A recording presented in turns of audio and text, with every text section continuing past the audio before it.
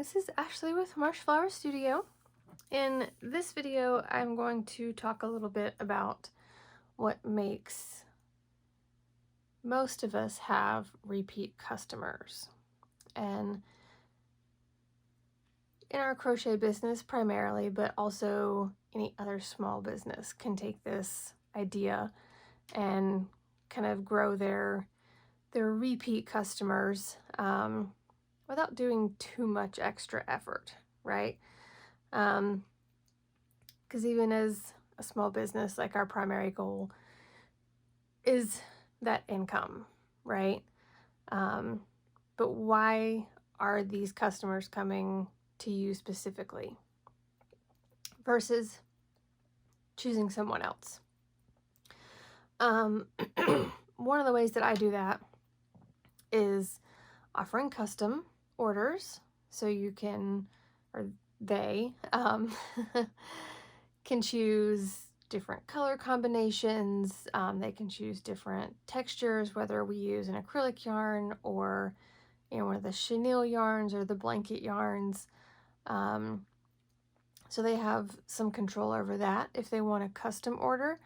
Another thing that I offer that's super simple and kind of just part of my process anyway, is to create little touches, little surprises sometimes. I have one customer in particular that lives down in Florida that's purchased several things from me over the years. And after, I think, the second or third order, I started just including one of my random little keychains as like a free gift in the box. With this particular order that I have in front of me today, it is for a little girl. Her mom doesn't live in the same area as we do, and she asked if I could make this for her, and I didn't tell her yet. But I made a little friendship bracelet for this little guy, and the little girl's favorite color is blue. Go figure, right? And I also made a friendship bracelet for the little girl to wear. It matches the one for her new little Steffi. So she can wear this one if she can't take her new friend along with her. And I mean, it's super simple. It's a little braided friendship bracelet in the colors of the Steffi. So the Steffi gets one, the kid gets one. Awesome. Since this is also for a birthday, I added a little bit of extra customization. So typically when I sell things in person, or if I am, delivering something local, I'll put it in one of my signature recycled brown bags with my stamp on the front.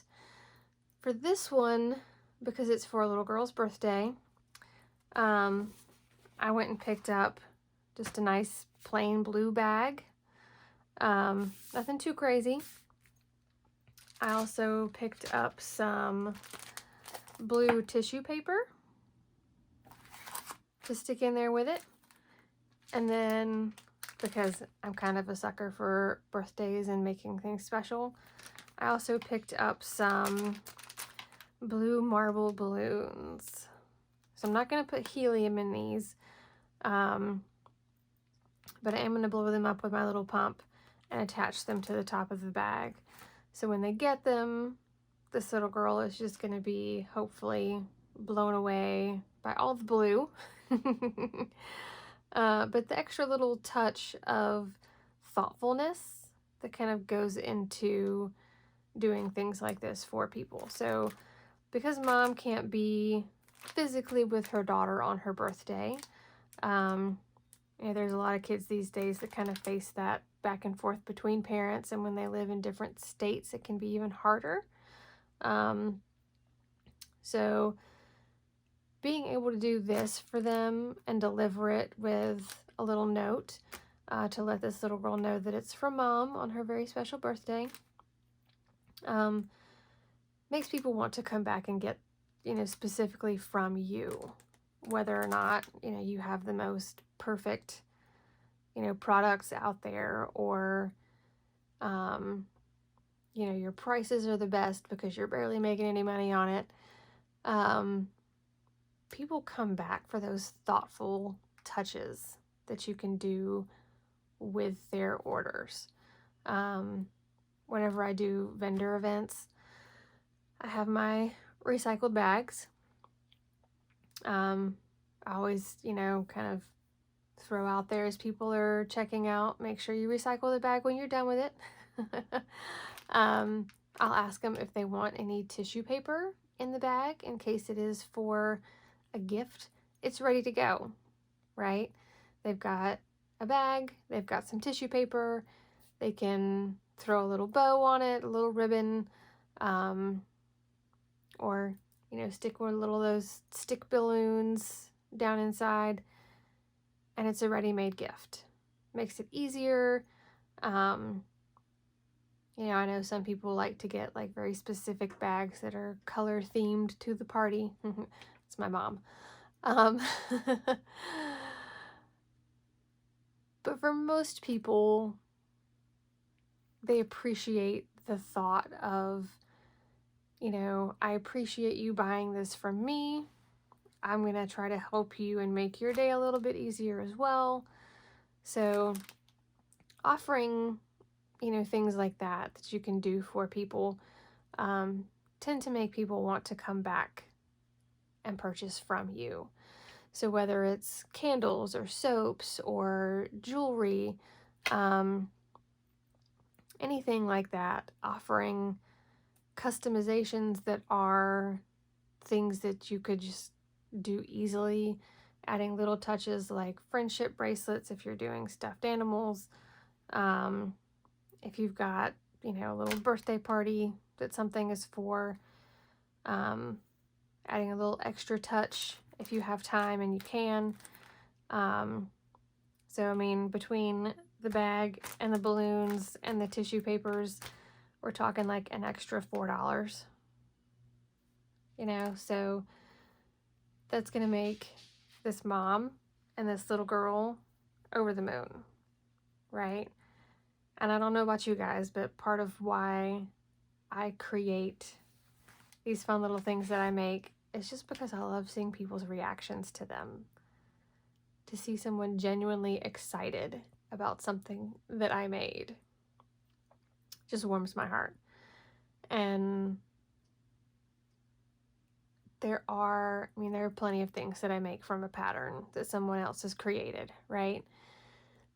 So seeing people excited about those items is awesome because I know how much time and effort I put into making them.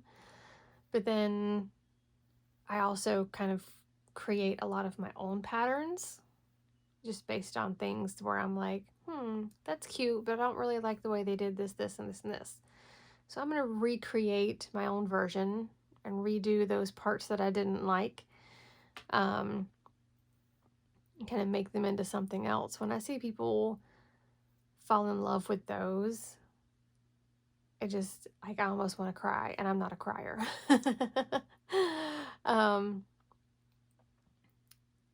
But there's something magical in seeing people really appreciate the things that we make, and that's hopefully why everyone does it.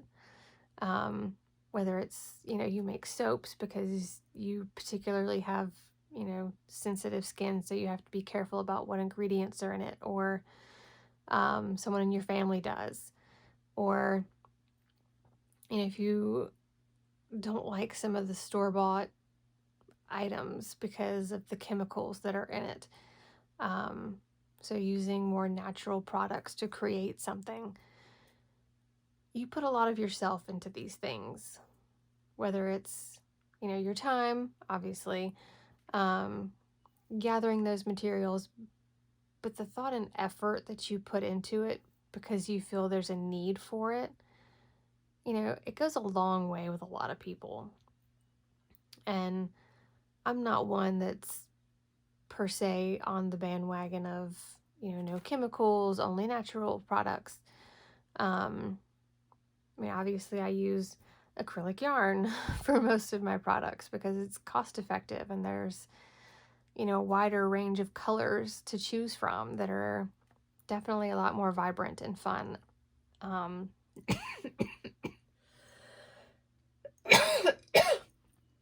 But I also do a lot of things with the more natural fibers.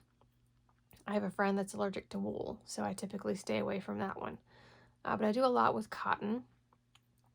I make a lot of what I call farmers market bags with the cotton yarns.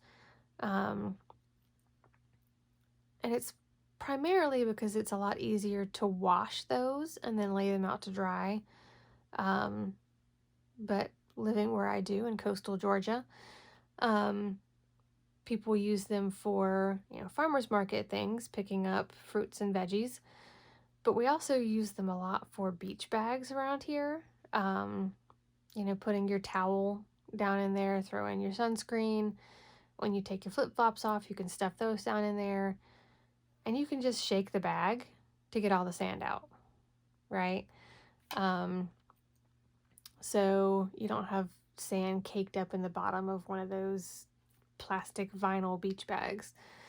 The sand will just fall right through and you're good to go. But putting the thought into that and making sure your customers know about that extra thought process. I had one at my most recent vendor event, was looking at the farmers market bags / beach bags.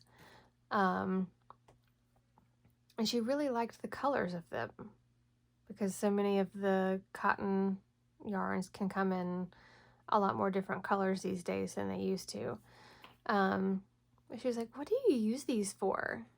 Like, she had no idea what she could use this bag for. She loved the colors, didn't know what to use it for. So I started listing off all the things that I've used them for, that other people have said they've used them for. And she was like, "Oh my God, that's such a great idea." And she ended up buying 3 of them. So explaining your thought process, explaining what some things can do, showing people that you care about this stuff that you are making and selling can go a really long way. But I just wanted to kind of share that thought process with you guys a little bit today. I know being in the creative world, sometimes there are people like me who love to share, sharing ideas, sharing patterns. Let's help each other, right? And then there are people that are, well, this looks like something I made, and that's not okay with me. So I'm going to complain to everybody that'll listen, and I'm sure you know all these people. You've come across them at least once being in the world, right? They're not sharers. For whatever reason, they want to be super greedy with their patterns, their ideas, their everything. And I'm assuming, kind of a hard life to live, to be honest. But if I make something and it makes me happy, then I'm all for sharing it. And for, what it's worth, if you see something that I've made and there's, a pattern for it, and you think you can make it without the pattern, absolutely go for it. I don't ever ask that people tag me as the designer in something they've made from one of my patterns. That's exhausting to try to track down, quite honestly. And I don't know how people do it. I do love to see things that people have made from my patterns, and it just makes me happy. If you, like I said, you see something I've made and you're like, I want to try to remake that in a slightly different way. Like, that's just cool, right? Like, share the love, spread it around. There's way too much in this world that's sad and depressing and frustrating to not just enjoy being creative and making things for other people so they're happy. I have a specific instance that I really want to talk about, but I'm not going to because I have a feeling that particular woman would say something again. But I will try to take the high road and not call her out on what she did. But think about how you can make your products, your customers, and those who appreciate your work happy. Because our whole point in this world is to be kind, help others be happy if we have the ability to do so. You know, spread love, spread kindness. And in today's world, that can be a little hard. I even struggle with it some days myself. Not with my creative stuff, because that's my outlet for peace and happiness. But there are still people that frustrate me every day. And when I get to the point in my day where I can come and sit down and work, it makes me kind of let all of that go. And I hope that your creative outlet does that for you as well. That's all I have for right now. If you haven't subscribed to my channel yet, make sure you do that. If you haven't checked out a bunch of the pattern videos that I have posted and you would like to learn to make some of the things that I have on there, you know, there's, I don't even know how many at this point.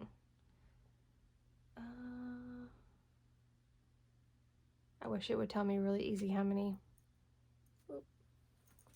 patterns I have posted. Oh, let's see. I have over 100 videos published of making all kinds of different things, from voodoo dolls, which is kind of big here in Savannah, probably really big in New Orleans and maybe in Charleston. I think they're a little more classy about their their history side of that. Lots and lots of little monster creations. There are Christmas decorations, there's chickens, there's possums, there's pigs, there's little Among Us characters, flowers, donuts, all kinds of different fruits.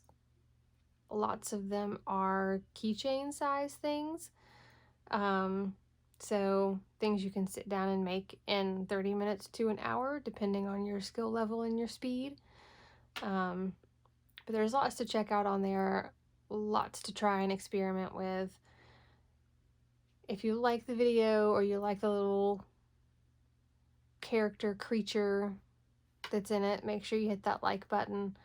I appreciate all of those. If you have comments, leave them, and I typically will try to like them as soon as I see them. Sometimes comments kind of hide for a couple of days for some reason for me. I haven't figured that out yet. But subscribe, watch those other videos. Let me know if you make any of them and would like to share. I love seeing pictures of things that other people have made that I've been like, oh, look at this, it's so adorable. But I will be posting another pattern video soon, so keep an eye out for that. And I will see you guys later. Happy hooking, crochet nerds!